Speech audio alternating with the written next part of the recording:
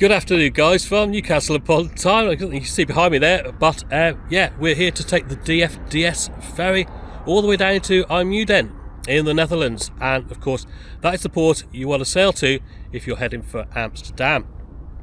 It's the mini cruise option this, so we're going to head on board shortly. I'm going to show you everything the ship has to offer, and we're going to have a look at the inside and the outside, of course.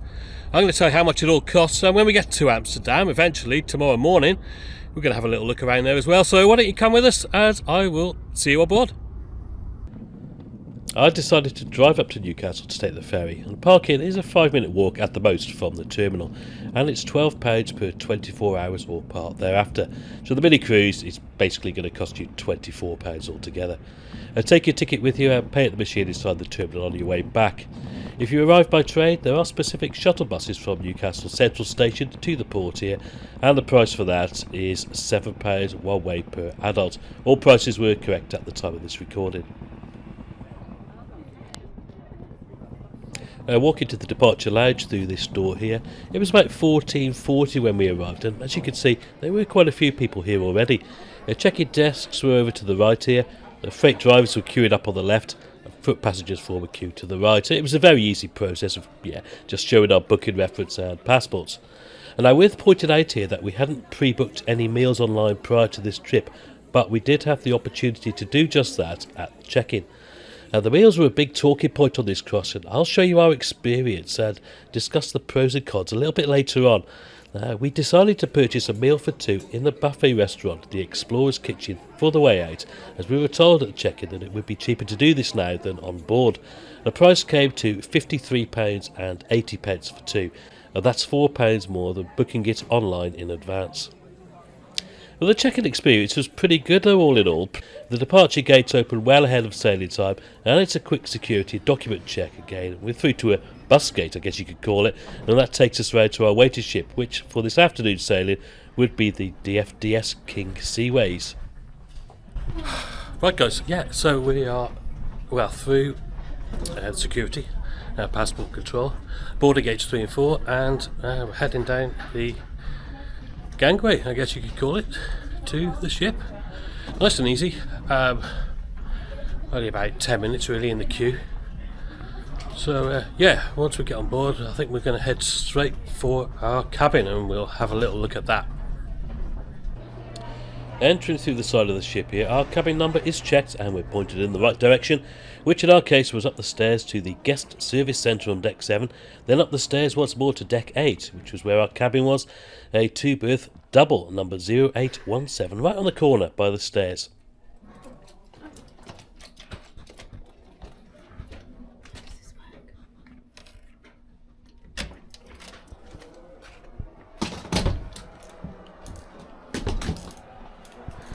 Right then guys, the inside cabin number 817, which comes with a double bed, as you can see here, which is, it's not the biggest double bed in the world, but as you've probably gathered by now, I am travelling with my partner, so I thought it would be a nice thing to do.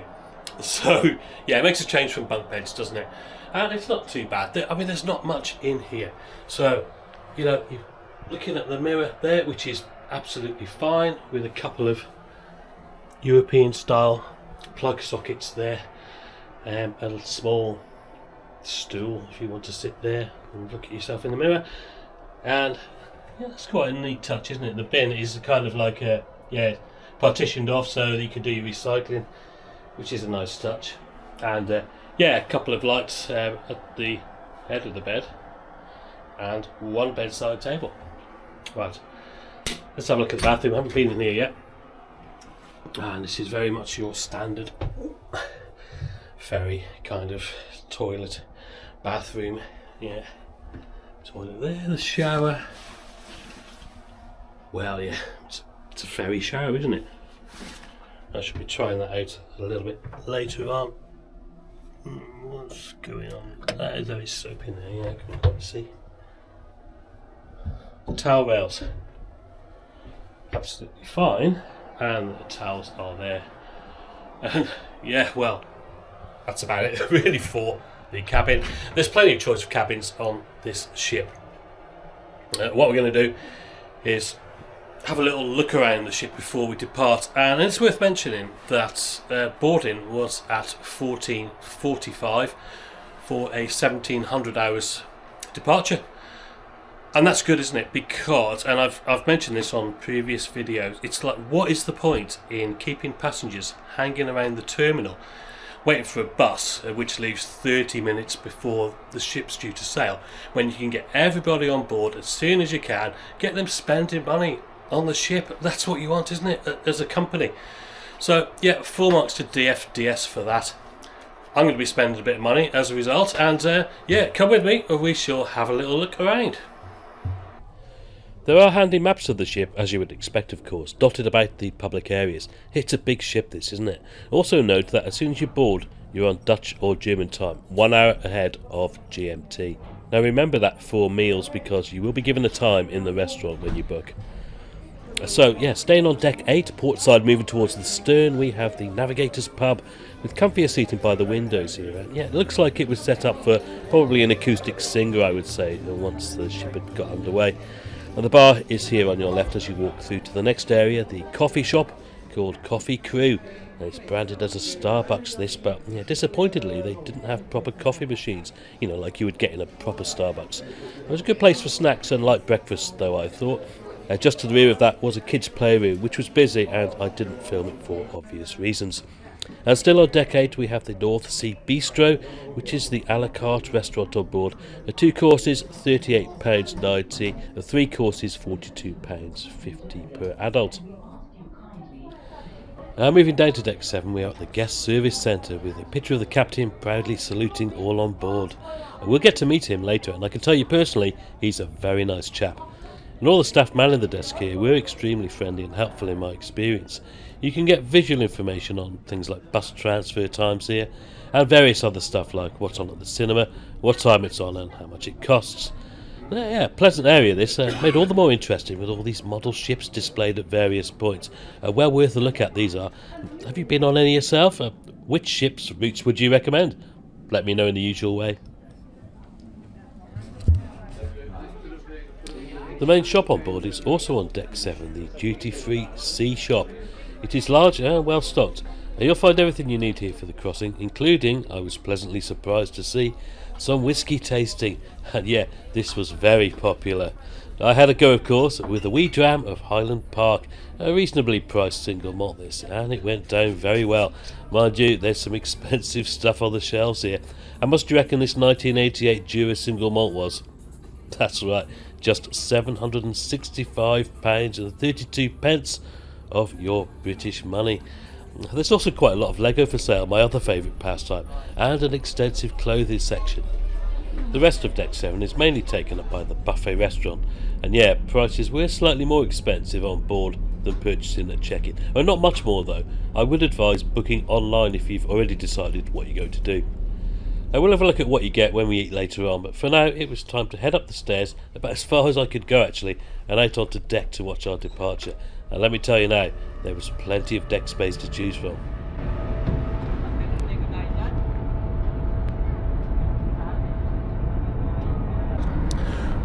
Right guys, on deck 10, port side, and this is what I'm talking about when I mention outside deck space. Irish Ferries, Condor Ferries, take note, because this ship, the King Seaways, has got a fantastic amount of deck space, not just on the back but also down the sides as well. Actually the starboard side you could also get a similar amount of deck space over there, but they're actually painting it at the moment, so that bit's cordoned off. But it's similar to this. Oh yeah, it makes such a difference, doesn't it? I'm not even sure how busy the ship is for this evening's crossing, but yeah, the important thing is there's plenty of space for everybody, isn't there? And that's what you need. And not just down the sides, the top, the stern, but also at the front. Yes, believe it or not, the King Seaways has an observation deck right at the front of the ship on deck 8.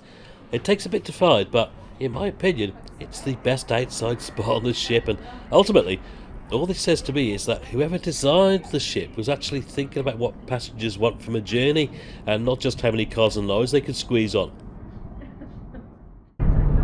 Right guys, well yeah, as you can see we're on our way. About 35 minutes early we have departed, so everybody must be on board. And yeah, it's not a bad evening for it. Hopefully get some great shots of the ferry as we go down the to the mouth of the Tyne and then out into the North Sea, heading, I would assume, southeastwards down towards the Netherlands tonight. Well, let's enjoy the departure.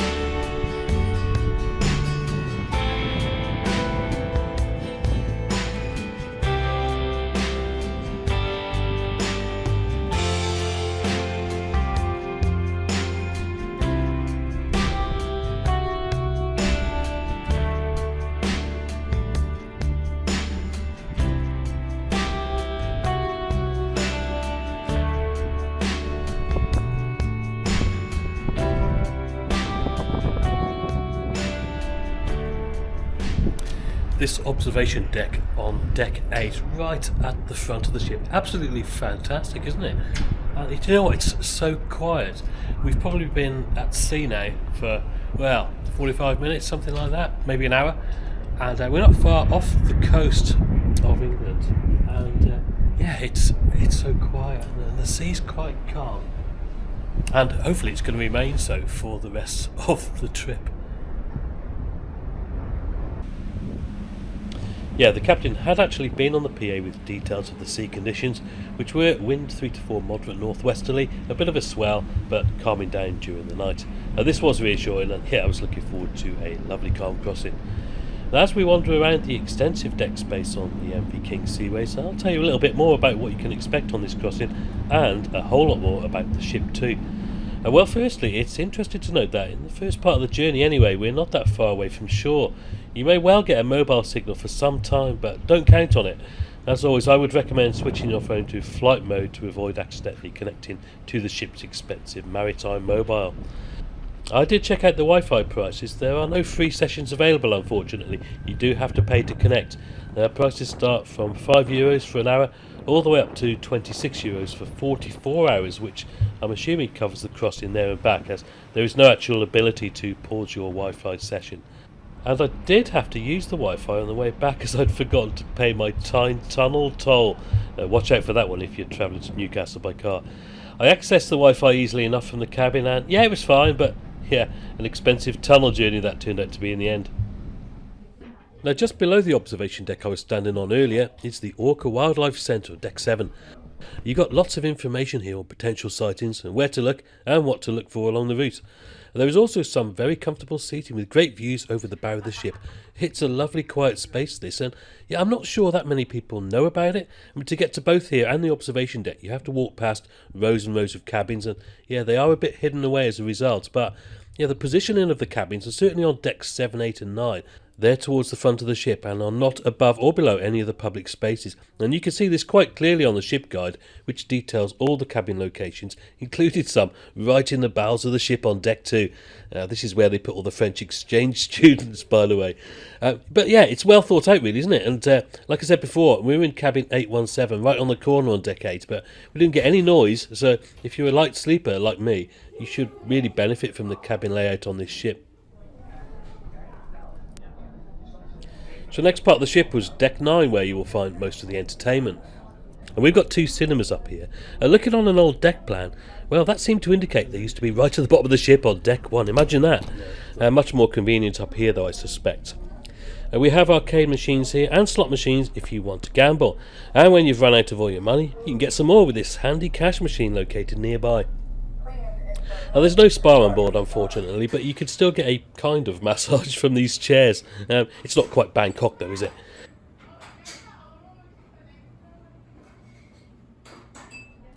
You've also got the driver's lounge up here, and just along the way from that, the main entrance to the Columbus Club, which we would be frequenting later on.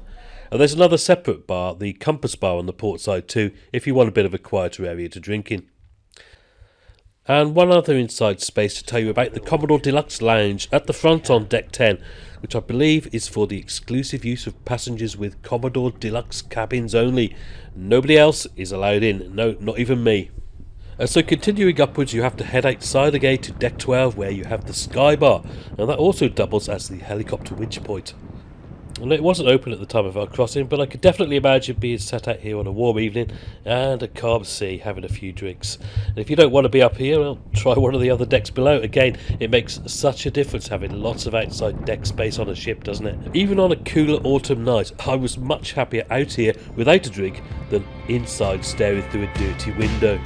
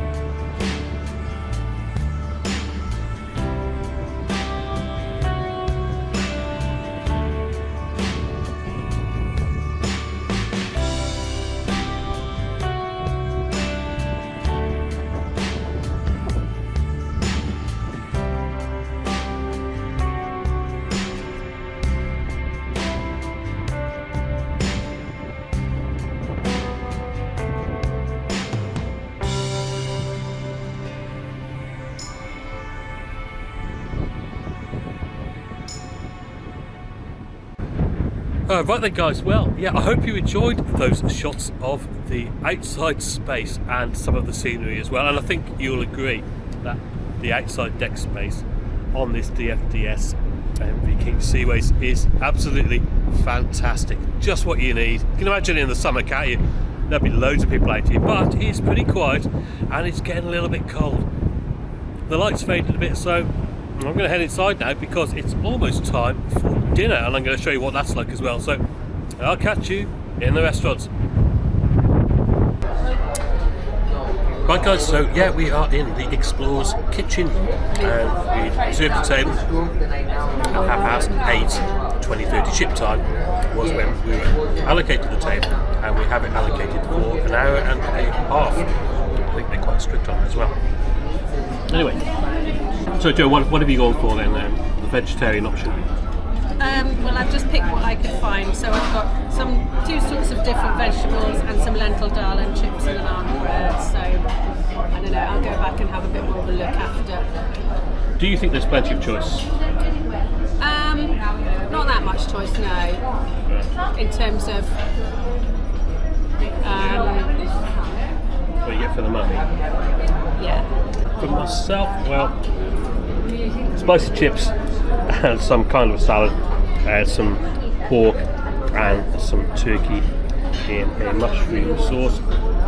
But to be honest, there's a lot more choice for meat eaters. We can go up as many times as you want and have as much as you want, say buffet dinner, as I may have said. We've gone for tap water, which I'm not expected to pay for. Drinks menu. Yeah, well,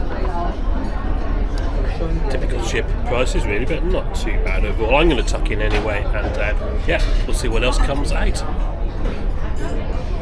Yeah, a large restaurant this, and all the food is arranged in this central area with lots of tables around the sides. And staff will take drinks orders, which, as I said, you do have to pay for. If you don't want to pay, ask for tap water. It's perfectly fine, and of course it's free. And quality-wise, it's okay, I would say. We did the job, but yeah, we both had at least 2 dinners just to try and get our money's worth, really. Okay, so we've both finished our food. Well, we've actually had so far, and yeah, just thinking really, if you want food, if you want a meal on board this ship, well, you haven't really got any choice other than to pay the money for either the buffet dinner or the a la carte dinner in the other restaurants. And yeah, I mean, there's a reasonable amount of choice. I'm not quite sure if the quality is really up there when you compare it to something like the Brittany Ferries. But what do you think, Joe, from a vegetarian point of view? There is choice, but it's mostly a case of you're eating kind of side dishes like veg, rice, chips. There's a vegetarian pizza. It's much better choice if you're a meat eater, which is quite common, but there aren't really any proper vegetarian dishes. I've had lentil dal, which is even that's a side really. Yeah, this is the thing, isn't it? If you're not that hungry, or if you just want something like, let's take for example, a typical meal on a ferry would be something like fish and chips and mushy peas, which you would probably expect to pay 15 quid tops for, let's say. And you just can't do that on this ship. Like I said, you have to go for the buffet meal, which is fine if you want quantity. But yeah, if you just want basic fish and chips, you're just not going to get it there. You're going to have to pay for the full buffet experience. That's the thing really. I mean, DFDS have a captive audience here, and they've obviously figured out that having this as your one and only food option, apart from the a la carte restaurant, it is the most profitable way of making money. Or is it? Well, let's see what happens on the way back. Anyway, for dessert, well, Joe had meringue, some kind of apple thing, and a cheesecake. I had some bits and pieces, and yeah, dessert actually was really nice, plenty of choice. But what do you think about the DFDS restaurant strategy here? Is it worth the money or not? Let me know in the comments below. And after dinner, we went up to the Columbus Club, where we had a few games of bingo, and then after that it was time for a proper live band, and no backing tracks either, which was good to see. And they were pretty decent, I thought, and bands, doing these kind of residencies, they work quite hard, but yeah, it was a decent crowd, and they were appreciative enough, but not in the mood for dancing, unfortunately. I had a Guinness, well, a can of Guinness for €5.25, and bar prices were okay for a ship. We had a couple of cocktails, they were €9 each, though they weren't the strongest, to be honest. And after that, we went down to the Navigator's pub, where there was a solo acoustic act playing. And I had another Guinness, and Jo had well, actually, I think she'd fallen asleep at this point. So yeah, it was probably time to head for bed, because in the morning I had arranged a massive treat for both of us, and that would turn out, well, for me anyway, to be the absolute highlight of the trip. Good morning, guys, from deck 9 of the DFDS MS King Seaways. It's about 8:05. We've got about an hour and 40 to run until we hit land, so yeah, making good progress. Weather, yeah, it's a bit cloudy, isn't it? It's not too bad, could be worse. Anyway, I've got some great news, because I have managed to arrange for a bridge visit in about 10 minutes time. DFDS have very kindly organised this for me.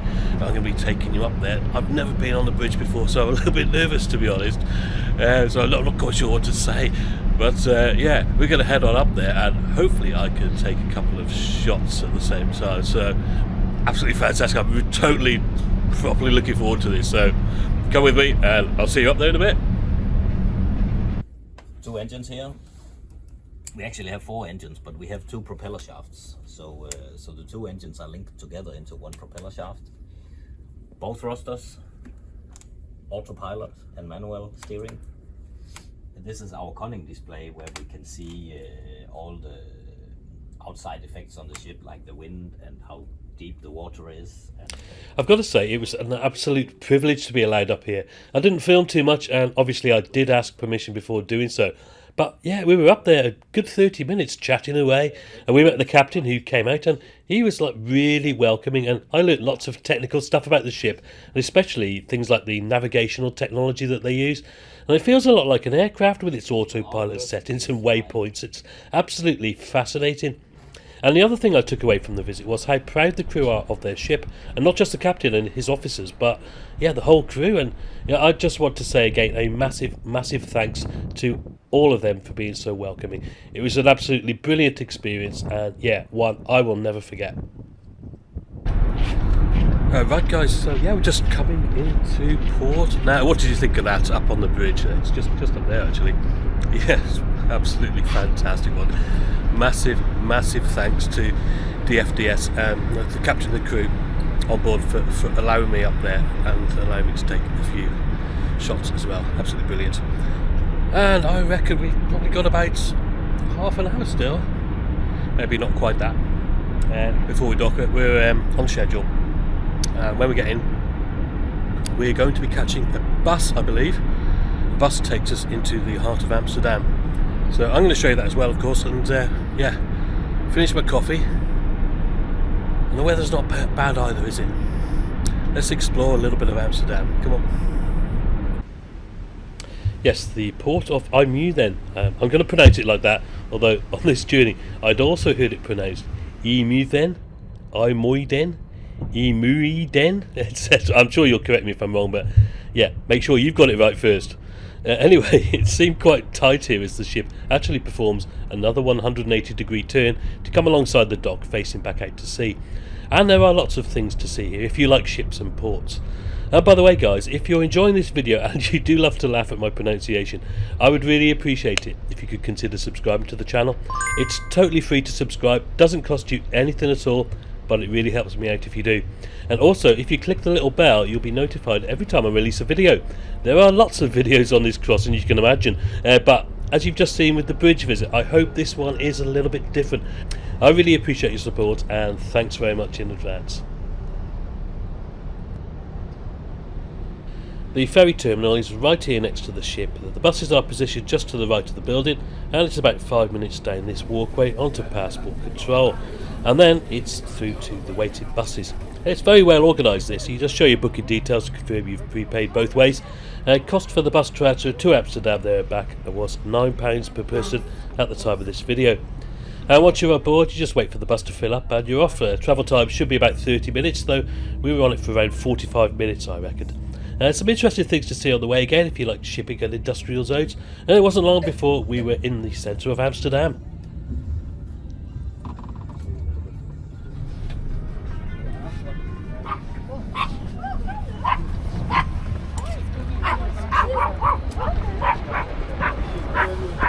Right guys, Amsterdam city centre. Amsterdam Central Station is just over there actually, so yeah, we're very central. And yeah, coach drops us off here. We've got about 4.5 hours in Amsterdam. Departure time back to the ferry is between 15:30 and 1600. So yeah, the driver's told us to make sure we're here between those times, otherwise yeah, we're going to miss the ship, aren't we? So yeah, a little bit of an explore, get some lunch, we'll see what we can find. If you haven't spent enough time on the water already, I would recommend taking these 3 foot passenger ferries that zip across the water between North and Central Amsterdam. We've been here before a couple of times, and yeah, I really like the place. I'm quite happy wandering around the streets, to be honest, down by the many canals, stopping off for a coffee and, well, anything you want really. Like I said, you get about 4.5 hours to explore. Yeah, that's about right, I reckon. There is also time to do a bit of food shopping before you head back to the ship, and believe me, I saw lots of other fellow passengers like ourselves doing just that prior to boarding the bus.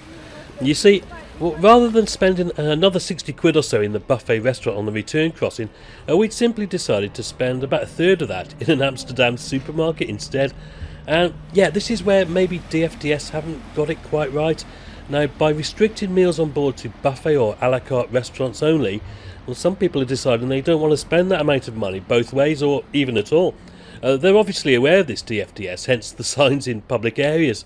But you know, if I had the choice of a smaller regular meal for less money, I'd have done that both ways. But as it was, money went somewhere else. What would you have chosen? Let me know in the comments below. Now the afternoon passed quite quickly, and before we knew it, it was time to make our way back to the bus. Now the buses, they actually pick you up from exactly the same place that they drop you off, just to the other side of Amsterdam Central Station. Now total price for the mini cruise, including bus transfers to Amsterdam, but excluding food, was £90. That's for 2 people and an inside double cabin. And meals aside, yeah, I think that is excellent value. So even if you decide to eat in the restaurant both ways and have your breakfast, it's still decent value. The ship is absolutely fantastic, as are the crew. And you know what? That really helped to make this trip a memorable experience. Well, the return leg, well, it's much the same as the outward leg really, other than it's going the other way. So prior to departure, I decided to head out on deck and just take a minute or two to summarise the journey. Right then guys, back on the DFDS MS King Seaways, ready for tonight's sailing back to Newcastle. Which, yeah, we expected to get in around about 9 o'clock in the morning, British Standard Time. I'll tell you what, this has been a great little mini cruise. Not just the crossing, but yeah, also you get about 4.5 hours around Amsterdam, which is ample time, I think, to have a decent look around. And yeah, honestly, the experience this morning up on the bridge there, with the kind permission of the captain, those kind of experiences, they absolutely make the trip for me, and it makes it so worthwhile, as does your support. As always guys, it is very much appreciated. Thank you very much for watching. I shall catch you on another adventure soon, I'm sure, and until the next time guys, as always, cheers for now.